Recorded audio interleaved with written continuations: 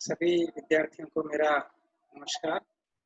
मैं हंसराज परिहार जूलॉजी की इस ऑनलाइन क्लास में सभी विद्यार्थियों का हार्दिक स्वागत करता हूं, अभिनंदन करता हूं। जैसा कि हम जूलॉजी सब्जेक्ट में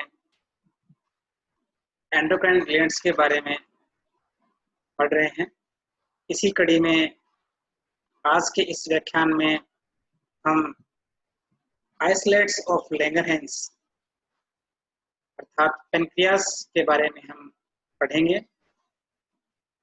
जैसा कि मानव शरीर में अनेक एंडोक्राइन ग्लैंड्स पाई जाती है, उन्हीं में से एक ग्रंथि है पेनक्रियास। वैसे पेनक्रियास एक मिक्स्ड ग्लैंड है, मिश्रित ग्रंथि है, क्योंकि मुख्यतः यह एक पाचक ग्रंथि होती है, डाइजेस्टिव ग्लैंड होती है। जैसा कि इस चित्र के द्वारा विभिन्न ग्रंथियों को दिखाया गया है, पिट्यूटरी है, थायराइड है, एड्रिनल है। वैसे ही यहाँ पेनक्रियास, स्टोमक के नीचे यहाँ पेनक्रियास को दिखाया गया है। तो पेनक्रियास होता है, यह मुख्यतः एक डाइजेस्टिव ग्लैंड है अर्थात पाचक ग्रंथि है, भोजन को पचाने का काम करती है ये।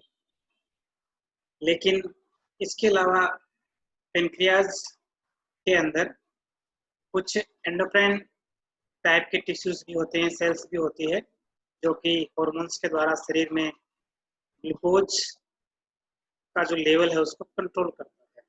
इस तरह से जो पेनक्रियास है यह भी एक अंतःस्रावी ग्रंथि की भांति शरीर में काम करता है, अर्थात यह एक पाचक ग्रंथि भी है जो एक्सोक्राइन टाइप की होती है और एंडोक्राइन टाइप की भी एक ग्रंथि है। इस तरह से इस ग्रंथि में एक्सो और एंडो दोनों प्रकार के इसमें लक्षण हैं, इस कारण इसे मिश्रित ग्रंथि या मिक्स्ड ग्लैंड भी कहा जाता है। जैसा कि इस चित्र में पेनक्रियास की लोकेशन दर्शाई गई है, ये स्टोमक है और स्टोमक के अंतिम भाग पर यहाँ ये डुओडेनम स्टार्ट हो जाता है और यहाँ पर इस जगह पर इधर ये पेनक्रियास होता है और ऊपर गाल ब्लैडर। इस तरह से गाल ब्लैडर से बाइल डक्ट आती है और इधर से पेनक्रियास से पेनक्रियाटिक डक्ट है वो यहाँ खुलती है। इस चित्र के द्वारा भी पेनक्रियास की लोकेशन दर्शाई गई है। ये यहाँ गाल ब्लैडर है, पित्ताशय है और यहाँ ये पेनक्रियास की बॉडी को दिखाया गया है। पेनक्रियास हमारे शरीर में मुख्यतः पाचक ग्रंथि है, जैसा कि मैंने बताया, लेकिन यह एक्सोक्राइन और एंडोक्राइन दोनों प्रकार की ग्लैंड होती है।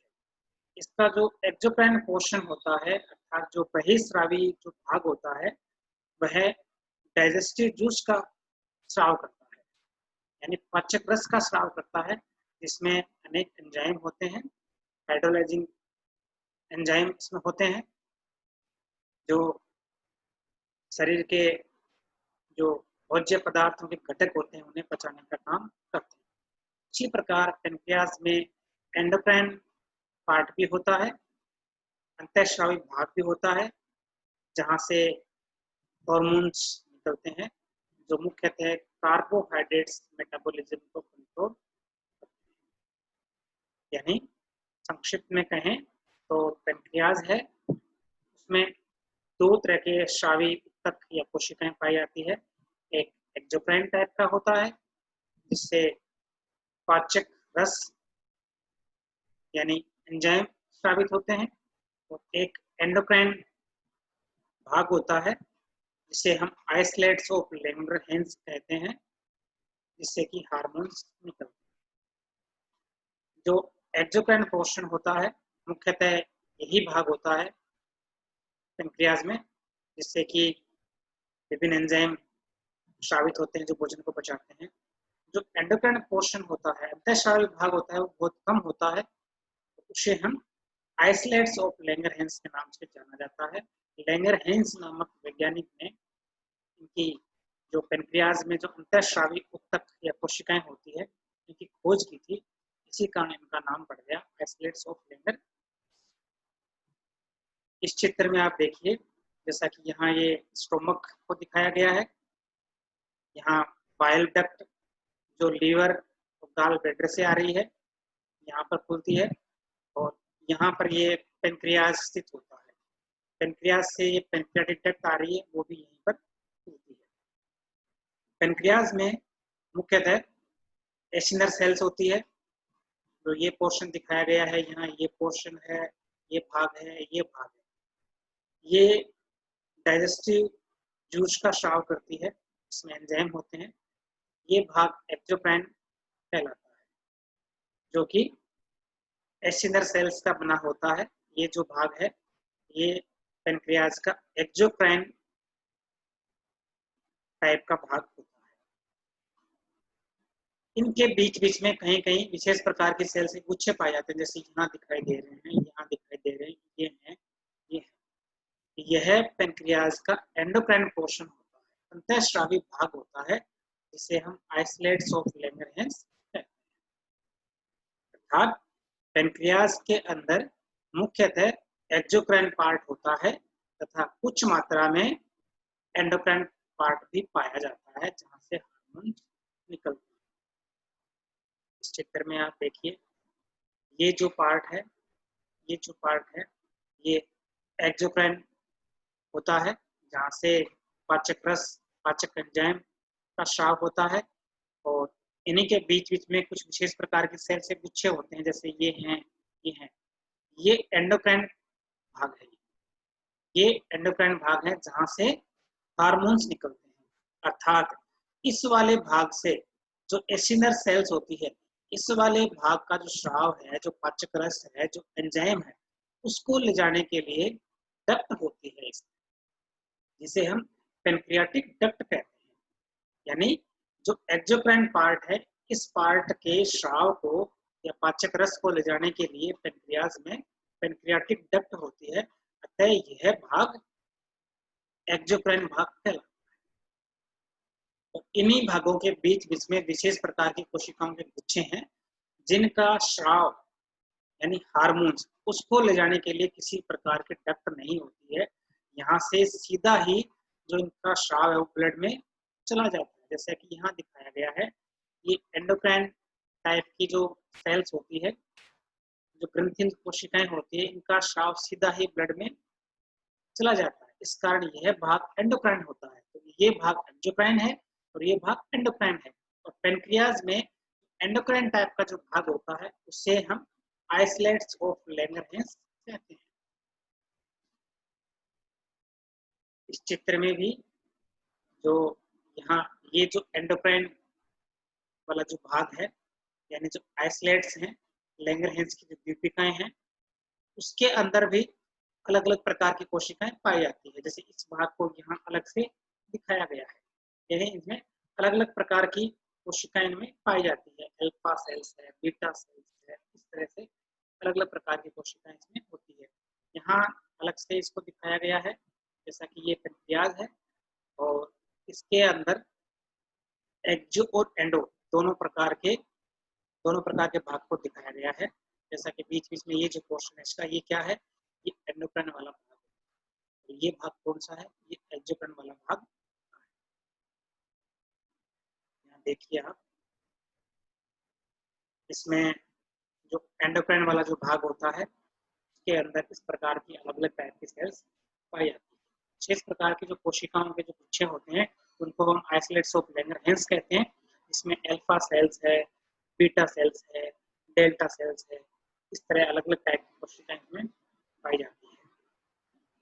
यानी पेनक्रियाज के जो एंडोक्राइन टिश्यूज होते हैं, उसमें कई प्रकार की कोशिकाएं होती है, जैसे कि अल्फा सेल्स, बीटा सेल्स, इसी प्रकार डेल्टा सेल्स।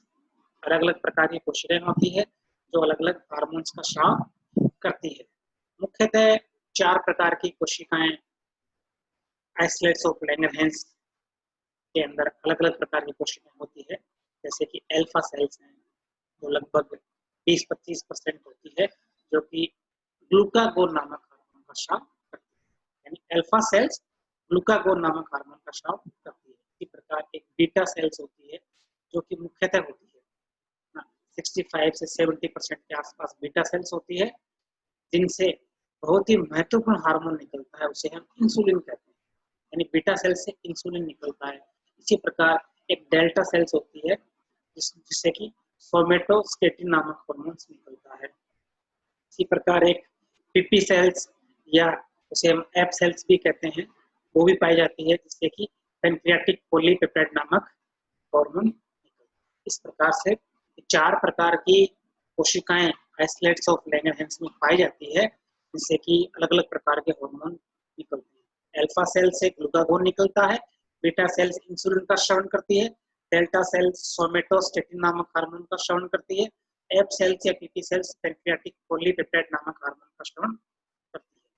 यहाँ भी अलग अलग प्रकार की कोशिकाओं को दिखाया गया है कि अल्फा सेल्स है वो ग्लूकागोन निकालती है, बीटा सेल्स है वो इंसुलिन निकालती है, डेल्टा सेल्स है सोमेटोस्टेटिन नामक हार्मोन निकालती है, एफ सेल्स है पीपी सेल्स है पैनक्रियाटिक पॉलीपेप्टाइड नामक हार्मोन का श्रवण करती है। जो ग्लूकागोन और इंसुलिन है ये बहुत ही महत्वपूर्ण हार्मोन है पैनक्रियास से निकलने वाले। जो ग्लूकागोन हार्मोन होता है वो ब्लड में ग्लूकोज को इंक्रीज करता है, इंसुलिन जो होता है वो ब्लड ग्लूकोज को डिक्रीज करता है। जैसा कि इस चित्र में जो पैनक्रियास से स्रावित होने वाले विभिन्न हार्मोन्स को दिखाया गया है, उनके फंक्शन को दिखाया गया है।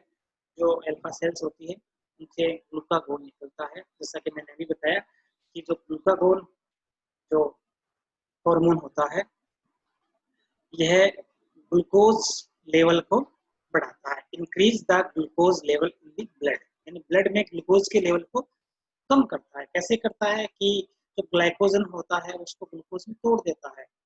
इस तरह से जो ग्लूकागोन हार्मोन है वो ग्लूकोज को बढ़ाता है, इंक्रीज करता है। इसके अगेंस्ट में इंसुलिन काम करता है। इंसुलिन जो हार्मोन होता है वो क्या होता है कि कोशिकाओं की पारगम्यता है उसको चेंज करता है, ग्लूकोज के प्रति बढ़ा देता है।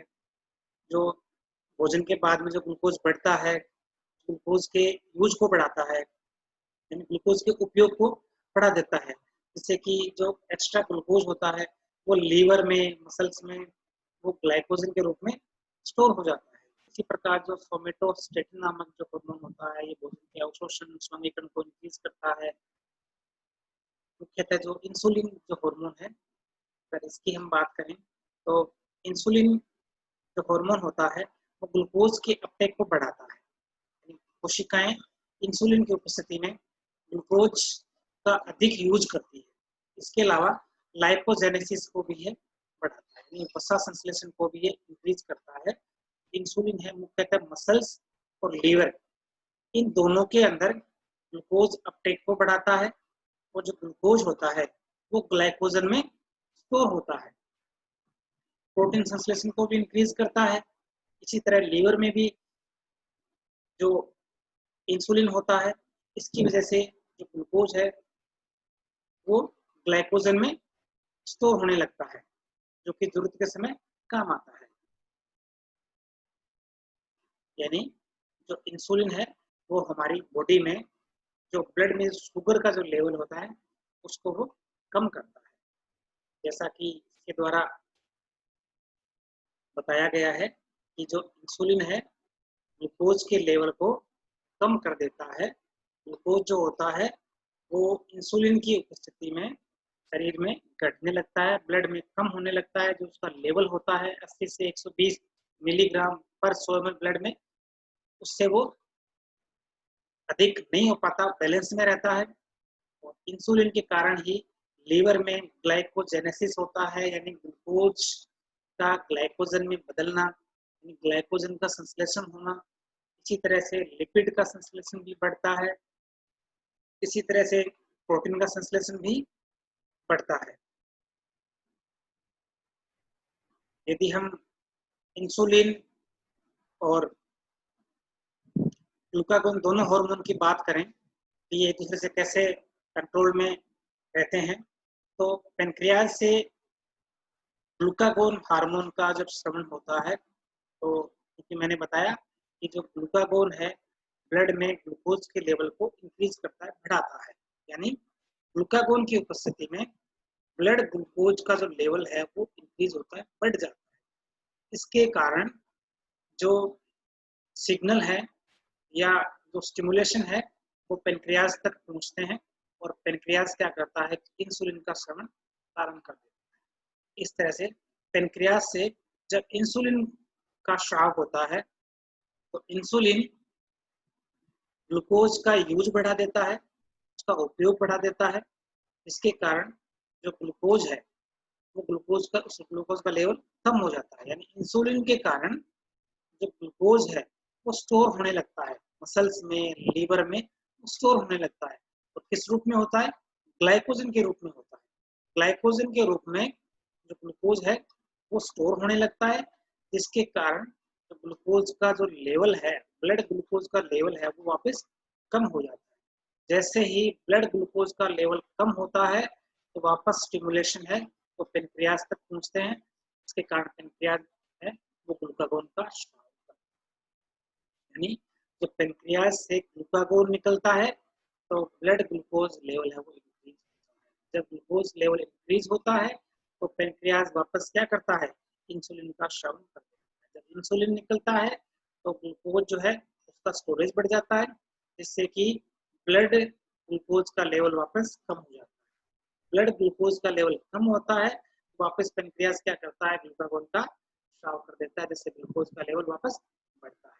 इस तरह से जो ग्लूकागोन है और इंसुलिन है वो एक दूसरे की क्रियाओं के द्वारा ब्लड में ग्लूकोज के लेवल को कम करते हैं। इस तरह से हमने आज जाना कि जो पेनक्रियाज है वो एक प्रकार की मिक्स्ड ग्लैंड होता है, यानी उसमें एक्सोक्राइन और एंडोक्राइन दोनों प्रकार के उसमें सेल्स पाई जाती है। एक्सोक्राइन इसका पार्ट जो होता है उससे पाचक एंजाइम निकलते हैं और जो एंडोक्राइन पोर्शन होता है उससे हार्मोन्स निकलते हैं। इस तरह से ये मिक्स्ड ग्लैंड है। और एंडोक्राइन पोर्शन में जो पेनक्रियाज का जो एंडोक्राइन पोर्शन होता है उसे हम आइसोलेट्स ऑफ लैंगरहैंस कहते हैं। इसमें alpha, beta, delta, PT cells, इस तरह अलग अलग प्रकार की कोशिकाएं होती है। पेनक्रियाज से 3-4 हार्मोन निकलते हैं, मुख्यतः इसमें इंसुलिन और ग्लूकागोन होता है। इस तरह से ये कार्बोहाइड्रेट्स के मेटाबॉलिज्म को कंट्रोल करते हैं। पेनक्रियाज या आइसोलेट्स ऑफ लैंगरहैंस हमारे शरीर के लिए बहुत ही महत्वपूर्ण